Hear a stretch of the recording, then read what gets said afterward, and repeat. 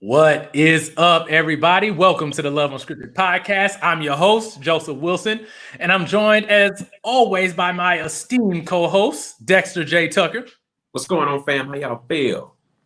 And this is the podcast where we have unscripted conversations with millennials about relationships and dating. So I just want to thank everybody who is continuing on in this new season. I guess we can call it season 7. I don't know what we're going to call it. It's just a new season. But we're just continuing to have great conversations. Y'all miss it right before I hit record. Dexter had this really loud crunching noise. And for like half a second, I thought he was chewing on some chips, but he wasn't. It was just getting some water. I was kind of like nervous. I was like, what's going on? He's about to eat a meal. But he's not. He just got his water, keep the palate nice and moist so that we can enunciate and have this conversation. So if you missed last week, you missed a good one. We were joined by Eliza Bogan, and we had a nice, juicy talk about sex. But not just sex the way everyone else talks about. We talked about what does sex positivity look like? How can we have a more positive outlook on sex, which is such a natural part of who we are? So if you missed that conversation, you're going to want to pause this one, go over there, click that one, and go listen to that one. And so, Dexter, how's your week going so far? How you been? It's been good. I'm trying to keep dry because like it is raining something serious in Houston, bro. It's not even funny. Like I'm just like I need a boat at this point because like the flooding ain't no joke. So my job is about to get very, very busy because people want to sit in the water for an hour and a half and not move. But other than that, I'm good. How about you? How you doing? I'm doing pretty good. I'm pretty good. By the time this probably comes out, the school year will be done, but I'm just barely making it. I'm about ready to tell all the kids, get out of my office. I'm not doing any more counseling this year, but hey, it's going smooth. We're wrapping up. Outside of that, I mean, the weather's nice here in Nashville. I don't know. I can't speak for y'all. Like when it rains, it pours for y'all. I saw people on the interstate, like on one of the interstates, on top of their like surfing their Camaro. Mm-hmm. Like I could not believe it. And when y'all get rain, it's no joke. I know y'all still get flashbacks and kind of get a little worried when y'all get a lot of rain like that because of the flood y'all had. How many years ago? Maybe 4 or 5 years ago? 4 years ago, yeah. Yeah, that major one. So, well, I just hope you guys stay safe. I hope wherever you listening from, that you guys are enjoying the weather wherever you're at. Hopefully you have some sun, able to get out there and get some vitamin D. But guess what, guys? I know why y'all are here. We're here to have another great conversation about relationships and dating. So let me go ahead and get our next guest. I'm super excited for this one. Hold on. Let me go ahead and get them in here. Hello. All right. There we go. So go ahead and introduce yourself. Yeah, my name is Dayo. I am not an Enneagram expert, by the way. I just enjoy the Enneagram and I like to do a lot of research about it. So I run an Instagram account called Theblackenneagram. I don't know if you have noticed, but a lot of Enneagram stuff on Instagram is very white, particularly it caters towards white women. So I was just like, yeah, we're not going to do that. We are going to add some Blackness and culture, into this. And so that was my project for 2020. That was what I did with my 2020 pandemic life, was create this page. I'm a recent graduated from a women's college in Decatur, Georgia. And crazy enough, I live in Houston too. So I'm watching I have a river in front of me and the river is overflowing. So I feel y'all. Yeah. So wow, that's funny. Right. That's the second guest in a row that we've had from Houston. Dexter, you didn't tell me y'all got all the dope people in Houston. I didn't have to move. Real talk. I'm thinking about it. It's lit. I really am. Yeah. So let's take a little bit of time. We've been doing this lately to get to know our guests a little bit more. So Dayo, is that right? Dayo.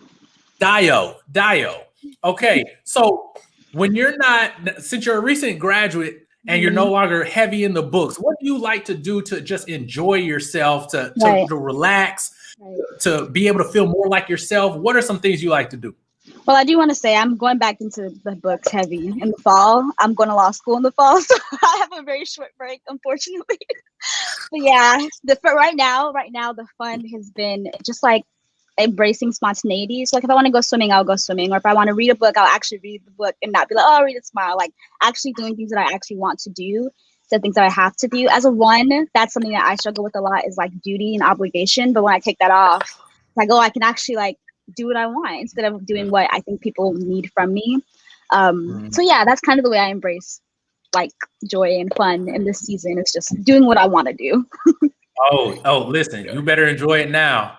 Right. You're going into law school. Listen, I'm doing a PhD right now, and I am grasping at straws. Semester just started for me, so I'm like, why did I do this?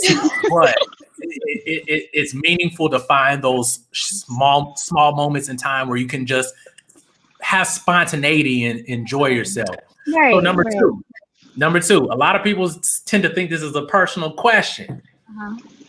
So what are some things that you have been watching on your Netflix and Hulu playlist? What do you have in your watch list?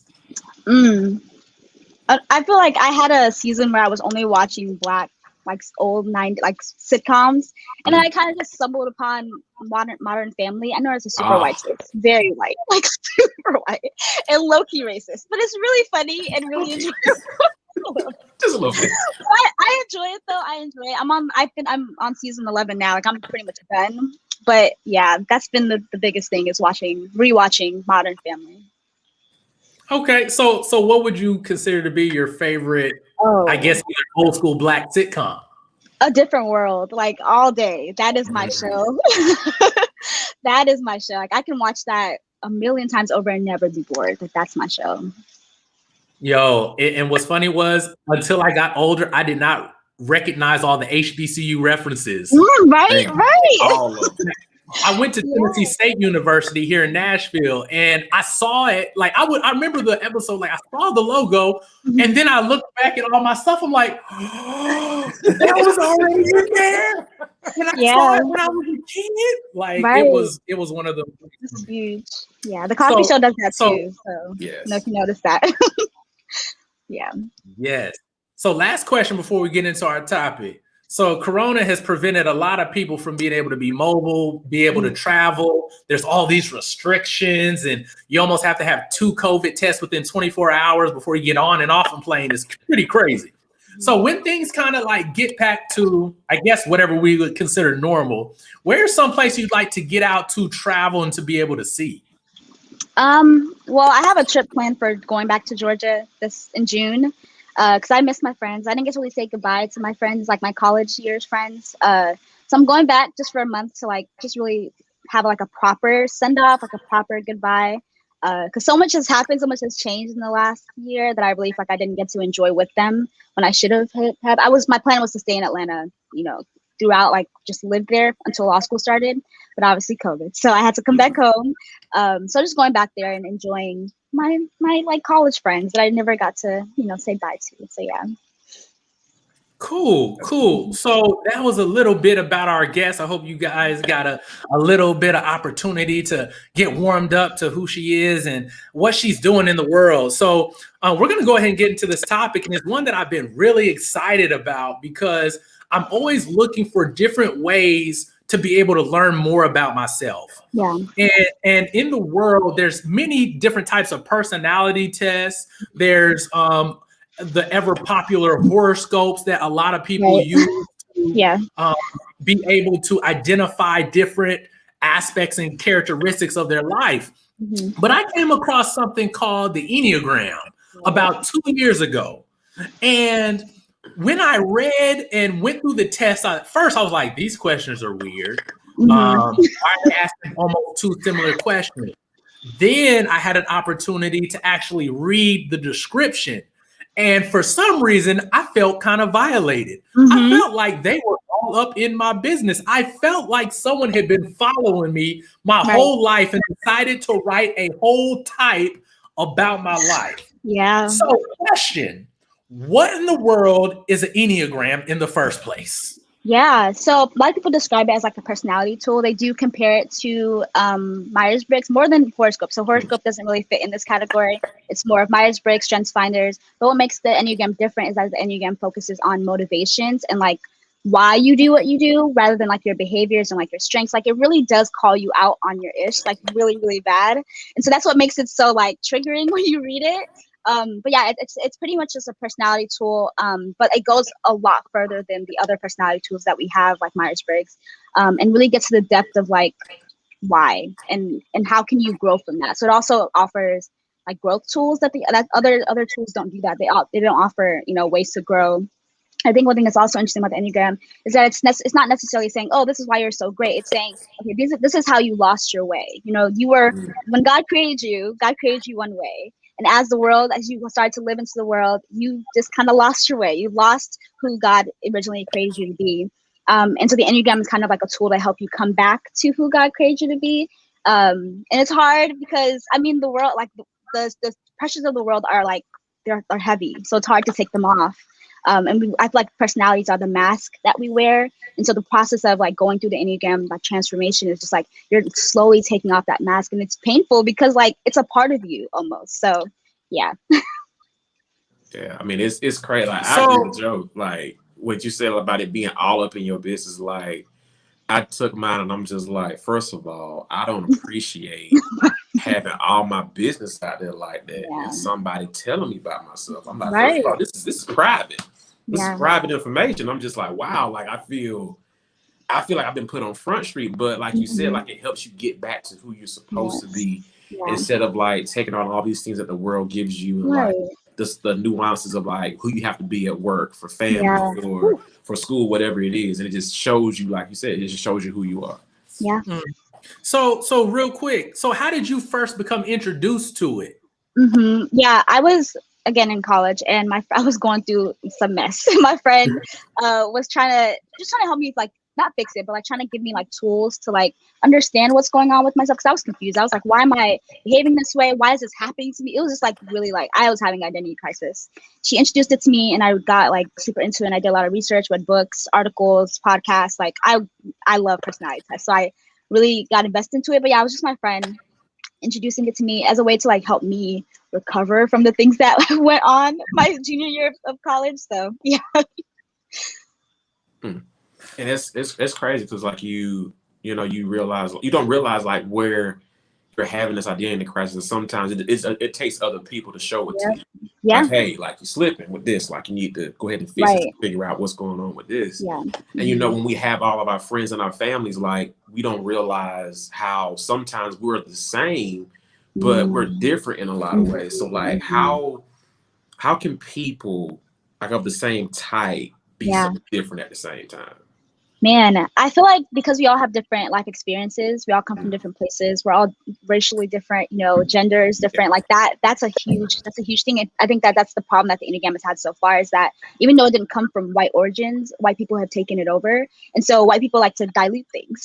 So I think that it's important to like bring back like the fact that everyone is so different, like there's flavor to every individual. But yeah, I think the reason why we're so different is because one, we may have different wings.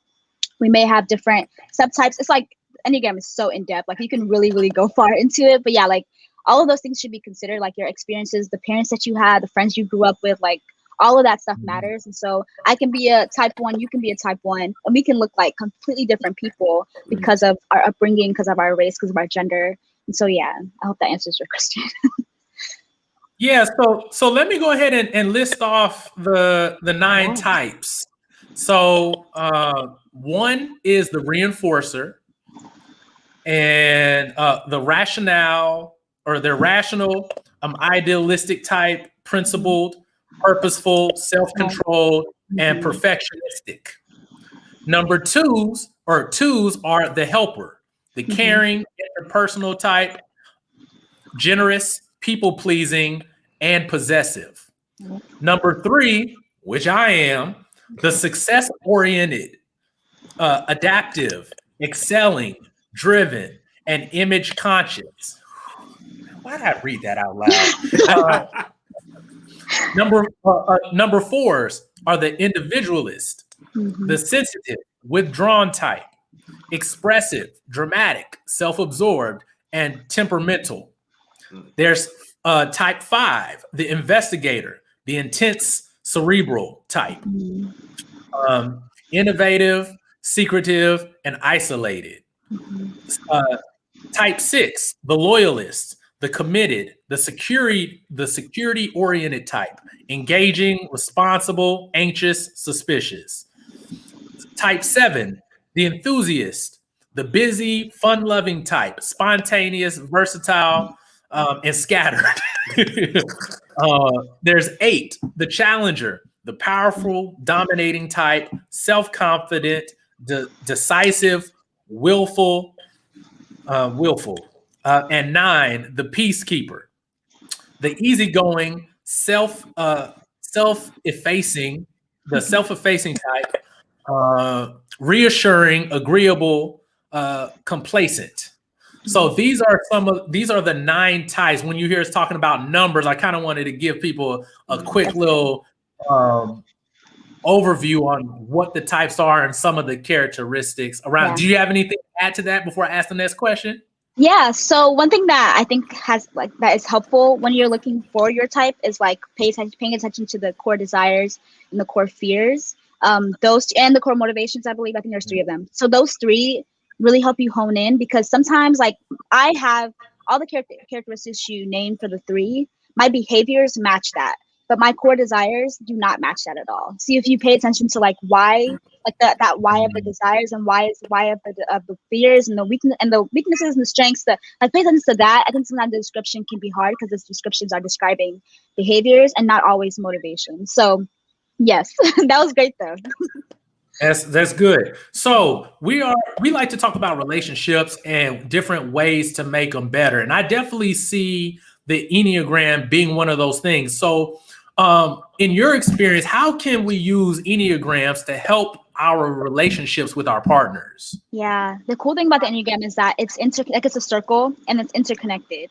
So knowing that like I can be connected to, so for example, I'm a 1, but if I was dating a 4 and I go to 4 in stress or in growth, either one, like knowing that I go to 4 in stress helps me to understand, oh, this is how they feel when they're in their normal place. And then I also go to 7 in growth. And so if I was dating a 7, I'd be like, oh, okay, like this is where they are. Where like now that I'm in this spontaneous, like fun-loving place, I can understand like, oh, this is who they are all the time. So like stuff like that, like when you find the way that you connect to them, and if you don't ever like connect to them, if you don't have growth points, if your wings don't connect to them, I think also learning to like read when you're reading up on your type, read up on their type as well, because then you can like foster compassion for them and understand like they just see the world differently. They're not like trying to harm you or like trying to mess with you. It's really just like they don't see the world the way you see the world. And that's very hard for people like myself who are 1s who really believe like, oh, this is the right way to see the world and everyone else is wrong. That was the biggest challenge for me. But I think that realizing like, oh, there's no right or wrong. There's just 1, 2, 3, 4, 5, 7, and 9. Like it's just different ways of seeing the same world. Like the people always talk about like 2 people can have the exact same experience, be in the exact same room, exact same thing is said, and come away from it with two different interpretations. And I think that's what the Enneagram does. It reminds us like, oh, like you're not wrong or you're not right. You're just different. And there's goodness in that difference. So yeah, I think that the way that we can use the Enneagram is to build compassion and grace first for ourselves, because you can't give what you don't have. So building that in yourself, having compassion for yourself, and the fact that, yeah, you are 3, you are, image cautious, and that's okay. Like, you can grow from that. You can, change, but like have grace and compassion. Like your experiences have fostered this in you. And then when you have that for yourself, it's a little bit easier to have that for other people. Cause like, oh, like, and not to necessarily pigeonhole them and say, oh, they're just being a 7 or just being a 6, but like, oh, I get that this is the way that you're seeing the world. I understand. I don't understand it. Like, I don't get it, but like, I can be with you in this, even though I don't necessarily connect with your 7ness or with your 3ness. So yeah. So Dexter, did you get a chance to do the test? Oh yeah. Like I said, I told I'm in business and I don't appreciate it. But I am a 1. Okay. And I read it, and when I read the part that said model children, I went back to my childhood, and I was just like, that reminded me of my mom. Of when like I was in 6th grade, and I told her this the other day, matter of fact. I said, Mom, you were such a perfectionist that you were standing beside me as I was doing math in 6th grade, and you didn't know the answer, and I didn't know the answer, but you were determined to make sure I knew it. So we're not helping each other at all. Right. And she was just like, but I'm the parent. I'm like, no, you were wrong at that Yeah. point. You were wrong at that point. And, you know, I love what you said about fostering compassion and grace, because that's the most important part about being in a relationship. And I think in this day and age in our society is that what we end up doing is we want to celebrate the ways in which we're the same, but not understand where we're different. Yeah. And so when we see those areas in which we're different, it causes an argument or a disagreement. We don't see eye to eye, and we don't know how to have conflict resolution because we don't want to understand those differences. And that's where we mess up at. So like So here's another thing. Hold on, real quick. Hold on. I want to stay right here because that's really big. So my wife is a 4, and I'm a 3. So she's very in tune with the emotional side of who she is, very sensitive. And for me being a 3, I'm very image conscious. So the conflict that often comes up is I'm trying to make sure I don't look a certain way to her, which also in a way is me not being as authentic as I could be, which to her looks like I'm not willing to go there with her. Yeah. And so for the longest, that would be a place where we were butting heads, and we didn't understand like where we weren't understanding where the disconnect was. Can y'all hear me? Yeah. Yeah. Okay. Yeah. We weren't understanding where the disconnect was, but after looking at the Enneagram and understanding what is behind some of the behaviors, now I have language that I didn't have before to be able to express what it is I'm feeling in these moments. Yeah. So that's another thing that I think is really beneficial in the terms of being relational. It gives language to certain things or points you in a direction of past hurt or pain that causes you to be a certain way. But the great thing on the flip side is now that you know that that's what your challenge is, you can work backwards from that. You can work backwards from that, and there's things that I can actually do. It's not just a really good philosophy that's just out there and that just gives you a feel-good moment. It's like, no, I can work on me being more vulnerable. There's steps I can take to that. And I can understand from her perspective when we're talking what it is that she's looking for and what it looks like to her. Same way she can be more conscious with me when she's saying something, because I do tend to be a little more sensitive about stuff, about how I present in the world. Now she knows how to frame stuff a little bit better. So yeah, that's huge. Yeah. So Dexter, go ahead with yours. Sorry, I just had to connect that. I love what you said though. I love what you said. I'm glad you brought that up, because like how you said it was perfect. Like it gives you language for certain things, because a lot of us don't know how to talk to each other. We just talk at each other, go to sleep mad, wake up the next day, do the same thing over again, and all of a sudden it gets to a breaking point where you have to talk to each other. And it could have been resolved 5 minutes ago if you just understood the perspective of the person that you're in disagreement with. And a lot of us don't want to have conflict resolution because we like the conflict and we like being right. And in relationships, there's only 2 things you're going to be. You're either going to be right or you're going to be happy. You're not going to be. And I think we mess up with that. And so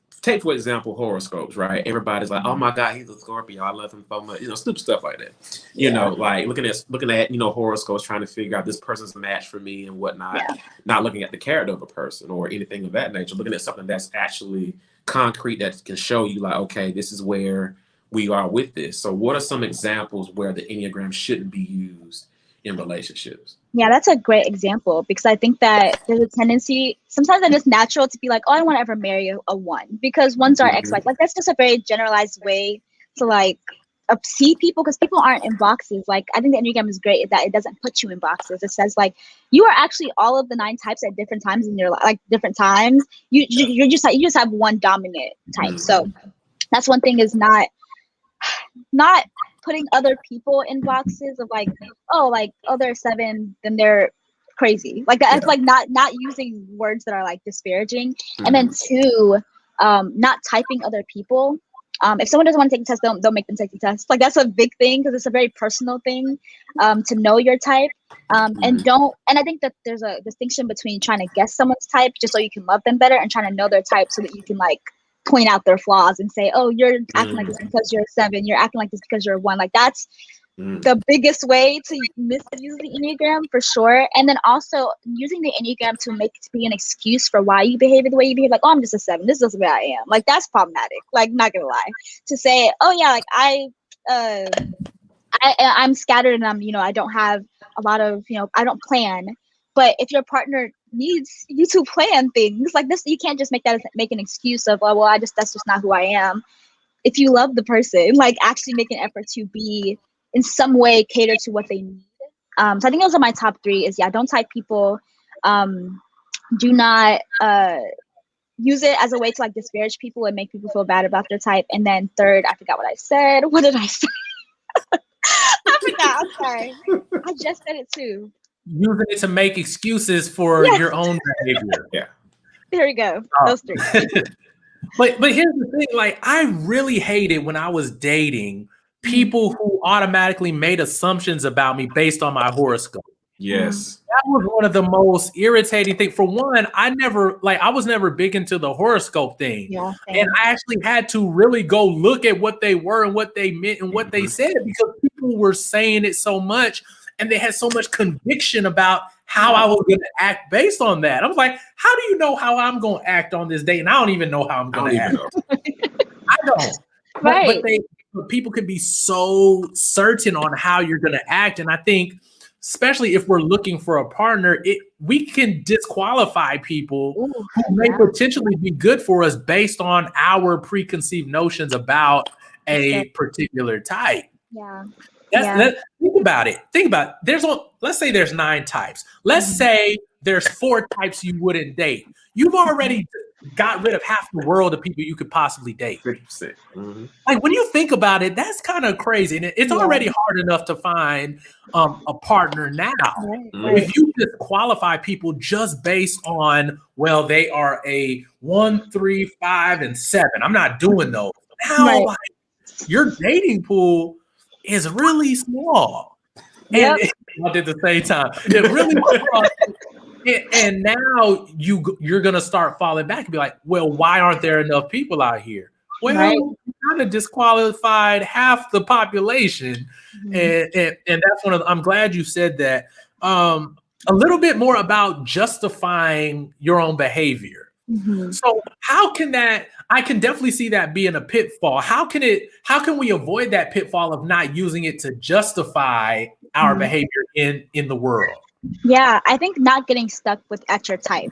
I guess it's good to know your type, but there's so much more to that. I think there's wings and there's subtypes. And I think those help us to like go deeper. I think when you stop at your type, it's easy to be like, well, that's just who I am. But when you actually start to do the work of like, oh, like how can I grow from my type instead of like, oh, this is who I am, but like actually doing the work that comes along with it. And that looks different ways for different people. It may look like reading books, it may look like getting a coach, it may look like listening to podcasts. I mean, it really depends on the person. But I think the biggest thing is moving from just knowing to like, I think as people always say, like information, like having information does not transform you. Like it's actually the actual work that's required is what's going to transform you. Not just, oh, I know that I'm a 7. I know that I'm a 1. Like that's not going to help you with anything in life. You just have information, you just have knowledge. But doing the actual work, learning from people, and then taking their advice seriously. People who you trust, obviously. But yeah. So Dayo, what do you think? Kind of along that same question, like we always talk about different tools that people can use to better themselves, but there is the temptation to use it to justify, well, this is just how I am. What are your thoughts on that same kind of question?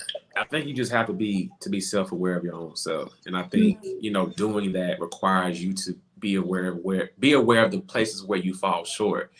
And a lot of times that takes a level of maturity and awareness that you have to choose to do every single day, because every moment isn't the same. Every day isn't the same. And that could be a day where, even in my profession, there are days where like I feel myself like I did that. I'm good at what I do, but it's like I have to always look for those areas of opportunity, because for me, like I am a 1. And I resonate with that because I always look for the areas in my life where I can be better, where I can, because if I'm better, I benefit everyone attached to me, my spouse, my family, my friends, the business, like whatever it is, I benefit those people. And, you know, congratulate myself when, you know, I'm doing well, but also at the same time, recognize the areas in which I need growth at, because if I recognize that area, then I can make sure that everyone around me benefits because they're getting a better version of Dexter every single time. Yeah, that's good. There we go. So, Dayo, you have a really dope Instagram page. I don't know how I came across it, but what really caught my attention was how you made connections between movie couples. So, what inspires you to even bring in the movie reference idea into the Enneagram? Right. Because I have an addiction for TV and movies. Like, it's really bad. It's really, really bad. And so I was like, hey, what do I know? I think for me, it was like, what do I already know? What do I already have information? Like, what do I already have knowledge about? And how can I connect that to the Enneagram? And for me, that was just the most logical connection. And I just feel like because movies and TVs are actually portraying personalities and portraying they're portraying people, it just made, it made sense. Like, you can learn so much. Like, I learned, I'm a 1. And Whitley Gilbert from A Different World is a 1. I learned so much from watching her, like watching the things that she does that's wrong, watching the things that she does that's right. I'm like, oh, I'm gonna try to avoid that because I see how that's messing up her life. So I'm gonna learn from that. So I think that we can learn so much from entertainment if we actually allow ourselves to. I think a lot of people like to disparage entertainment, like, oh, it's a waste of time. But I really think that if we are intentional about it, it can actually help you grow, like seriously grow. So yeah, that's kind of why I decided to use TV entertainment, is just because I felt like that was the most logical connection for me as someone who thoroughly enjoys television. It's super dope because what you do is you allow people to, with those examples, to be able to see external versions of themselves. Exactly. So in therapy, there's a lot of interventions that we use with mirrors, and it's a reflection back. But even at that level, it can still be difficult to see the whole picture of yourself while you're that close. Yeah. And although being able to see who you are through the Enneagram, learning your type is very beneficial, there's a whole nother layer that is added by being able to see outside and being able to see what the interaction looks like. One, it's safer for me to see it in someone else than for me to have to recall a life situation that I'm going through. Yeah. So that's a brilliant way of doing that. It allows someone to be vulnerable, to be safe, and to really be able to identify different aspects of who they are and needs based on something that they're seeing externally. Yeah. Yeah. So you also mentioned something. I'm glad you went here. So you said about the whitewashing of the Enneagram is talk about that a little bit more. Like, what have you seen as far as, you kind of hinted to it earlier, but as far as Enneagrams, there aren't too many outlets or resources for Black people. Yeah. So tell me a little bit more about that. Yeah, I think from what I've seen, because there's two sides of the Enneagram, at least from what I've noticed on Instagram. I'm in the Instagram world, so that's what I know. There's two sides. There's like the very educational side where like they're really teaching you like the knowledge, and there's like the fun side where like they like compare the Enneagram types to like silly things like dogs or like, just really silly things. That's like the white side. I don't do that. I'm never gonna do that. But that's what white people do. And it's cool. That's what they love. They really, really see that stuff. They really enjoy it. But I think for me, the reason why I made my page is because I realized, like, I don't care what dog I am, like as a 1. Like, I don't care what flower I am. Like, I want something that's more relevant to my Black culture. And I'm Nigerian, so like even I'm learning Black culture because I didn't grow up in like a traditionally Black American home. So I'm still learning about that. But I think the one example that I saw that I was like, oh yeah, this is for white people. Was one of the Instagrammers was like, you're probably a type 1 if you reload the dishwasher when someone else does it. And I'm like, I don't use the dishwasher. Like, I wash by hand. Like, what are we talking about here? Like, that threw me off because I was like, oh, like this is like, she was clearly speaking to white people.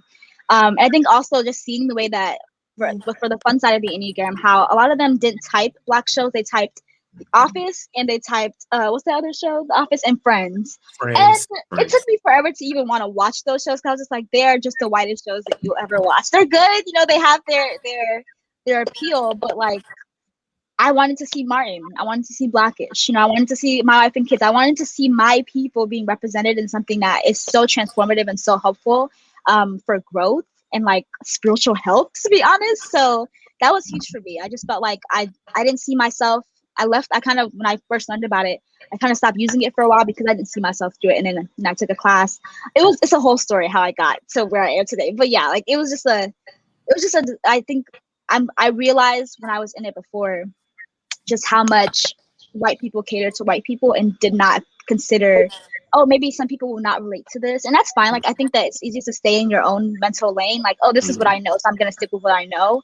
But I feel like a lot of people were being left out. And I wanted to kind of change that. Man, and that's very brave of you to do that and to go against what the norm is in this space. And listen, I face a lot of the same thing. There's a lot of interventions in couples work that is not applicable to Black people. Like one of the, like for bonding with couples, one of them was like, okay, take a shower together and wash your hair and shampoo and go through, run your fingers through each other's hair. I'm like, I ain't gonna be no just washing and running my hair through.